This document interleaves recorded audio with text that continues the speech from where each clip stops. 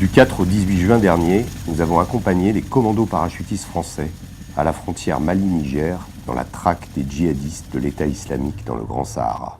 Nous avons parcouru avec eux plus de 700 km dans des pick-up Toyota camouflés. Autrefois, c'est l'État islamique qui, le premier, a eu l'idée d'utiliser ces véhicules particulièrement robustes pour mener ses campagnes victorieuses en Irak et en Syrie. L'an dernier, l'armée française a décidé de reprendre des véhicules similaires.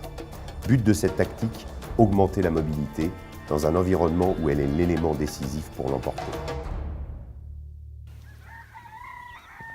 Après plusieurs jours passés dans un désert impitoyable, par des températures avoisinant les 50 degrés, juchés à l'arrière des pick-up qui n'empruntent jamais les pistes pour ne pas avoir à se retrouver victimes de bombes artisanales, nous arrivons en vue d'un village.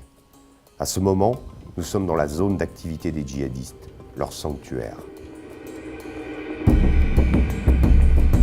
Nous voici à Zermadaré, un village tenu par des membres de l'ethnie Zerma. Ici, comme dans beaucoup d'endroits, les gens sont hostiles aux Peuls, ces nomades dont les troupeaux broutent les terres cultivées et qui provoquent les haines des sédentaires depuis des millénaires. Ces dernières années, les radicaux islamistes sont parvenus à radicaliser les Peuls, autrefois pacifistes, et à les attirer dans leur djihad, en leur promettant de reconquérir leurs terres. À Zermadaré, un groupe armé terroriste est passé il y a quelques jours pour se ravitailler au marché. Depuis, le marché est interdit. Le chef du village décrit aux soldats ce qui s'est passé avec les djihadistes. Il n'a bien sûr rien à voir avec ces groupes. L'ambiance n'est pas franchement amicale.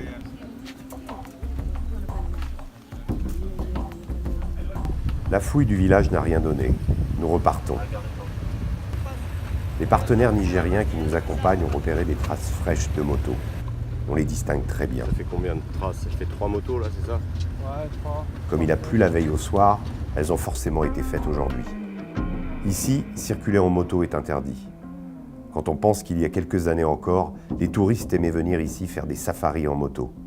Aujourd'hui, il n'y a plus que les djihadistes qui les utilisent dans leur guerre. Soudain, un Nigérien a repéré de la fumée au loin. Ce sont les motos. On accélère.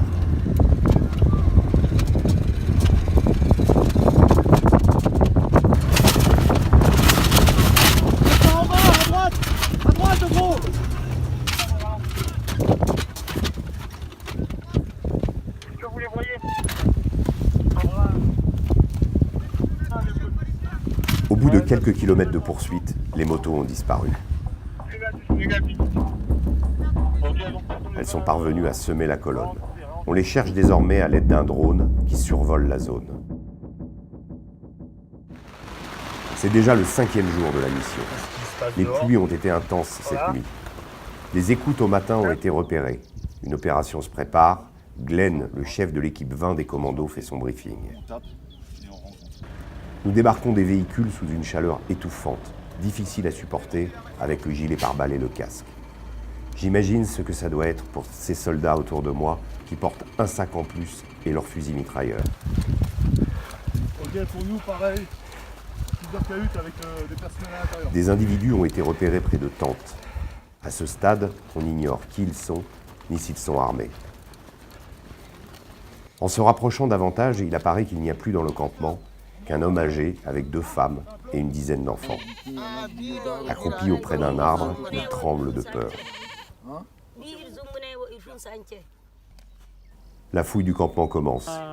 Des éléments de 2 téléphones portables ont été séparés et mis dans des sacs plastiques pour les dissimuler. Si l'on cherche précisément à cet endroit, c'est que hier soir, c'est d'ici que venaient les conversations suspectes. C'est à qui ça? Dis-leur que pour la peine, on va tout fouiller. Tout.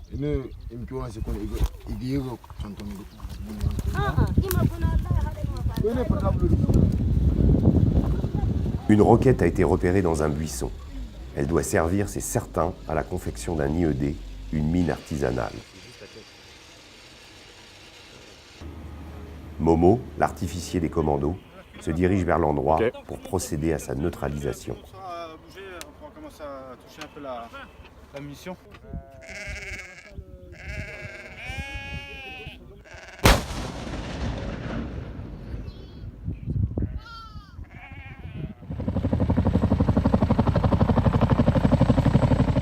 C'est le 6e jour de la mission. À l'aube, les pick-up se sont disposés en un grand cercle pour recevoir le ravitaillement par un sling, c'est-à-dire un panier attaché à un hélicoptère Chinook. Ce sont les Britanniques de la Royal Air Force qui assurent le ravitaillement, principalement de l'eau.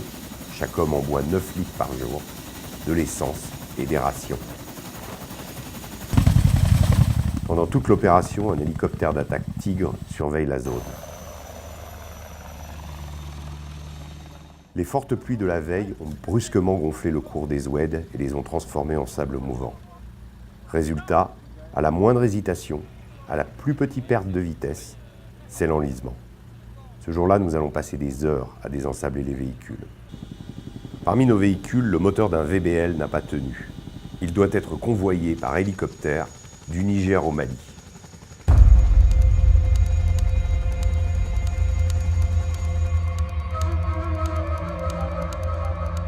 La chevauchée infernale repart sur les terres infinies d'un désert impitoyable. Nous arrivons bientôt en vue de Tongo Tongo. À cet endroit, en octobre 2017, 4 membres des forces spéciales américaines qui revenaient d'une patrouille de routine ont été pris dans une embuscade et abattus par une centaine de djihadistes.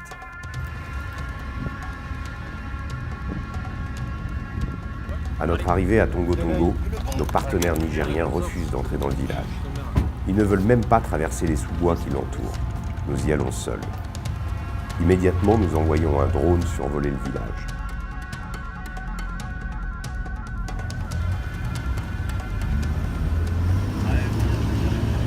Dans d'autres endroits, il y a toujours des enfants pour nous souhaiter bonne arrivée. Pas ici. Le chef du village est méfiant. Nous évoquons l'embuscade des Américains. Il prétend que ce sont des éléments extérieurs qui n'ont fait ça que pour salir la réputation de Tongo Tongo.